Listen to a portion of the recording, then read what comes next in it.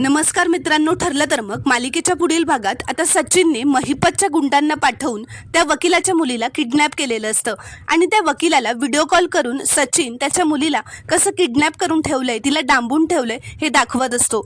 तो गुंड त्या वकिलाला असं म्हणतो की तू जर महिपत सरांची केस घ्यायला तयार झाला नाहीस ना तर तुझी मुलगी जिवंत राहणार नाही, आम्ही तिला जिवंत ठेवणार नाही। तर दुसरीकडे प्रिया घरी जायला निघत असते तेवढ्या तिच्या लक्षात येतं की ती तिची पर्स त्या कॅफेमध्येच विसरलीये जिथे ती अधिराजला भेटली होती। इकडे प्रिया निघून गेल्यावर आता अधिराज सायली अर्जुनला भेटतो आणि ते तिघही एकत्र कॅफेमध्ये बोलत बसलेले असतात। अधिराज सायली अर्जुनला असं म्हणतो की प्रियासारखी एवढी खोटारडी आणि ढोंगी मुलगी मी माझ्या आयुष्यात बघितली नाही।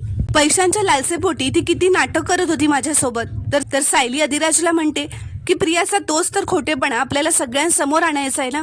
प्रिया पैशांसाठी कोणालाही स्वतःच्या प्रेमात पाडू शकते हेच आपल्याला अश्विन भाऊजींसमोर आणायचंय, कारण अश्विन भाऊजी तिच्यावर डोळे बंद करून विश्वास ठेवतायत। तर तेवढ्यात आता प्रिया तिची पर्स शोधण्यासाठी त्या कॅफेमध्ये येते जिथे अधिराज सायली अर्जुन एकत्र बसलेले असतात।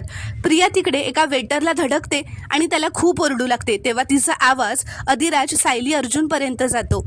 ते तिघही प्रियाला तिथे बघतात आणि खूपच घाबरतात, कारण प्रियाने जर अधिराजला सायली अर्जुन सोबत बघितलं तर प्रॉब्लेम होणार असतो आणि प्रियाला त्यांच्यावर संशय येणार असतो, त्यांचा प्लॅनची सुद्धा वाट लागणार असते। सायली सुद्धा खूप घाबरते। ते सायली अर्जुन अधिराजला तिकडे कुठेतरी लपायला सांगतात।